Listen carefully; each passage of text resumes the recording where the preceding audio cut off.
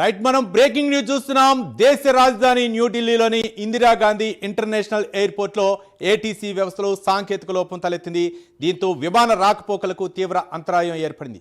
దీని ప్రభావంతో దాదాపు 350 విమానాలు ఆలస్యంగా నడుస్తున్నాయి.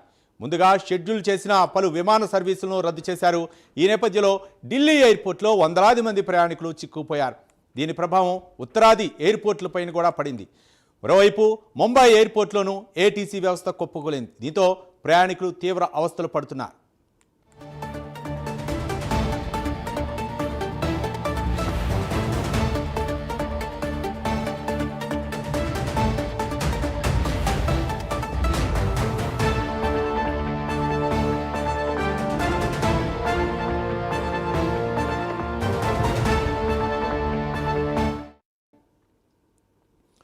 దేశ రాజధాని న్యూఢిల్లీలోని ఇందిరాగాంధీ ఇంటర్నేషనల్ ఎయిర్పోర్ట్లో ఏటీసీ వ్యవస్థలో సాంకేతిక లోపం తలెత్తింది.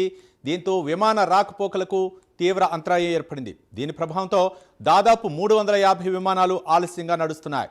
ముందుగా షెడ్యూల్ చేసిన పలు విమాన సర్వీసులను రద్దు చేశారు.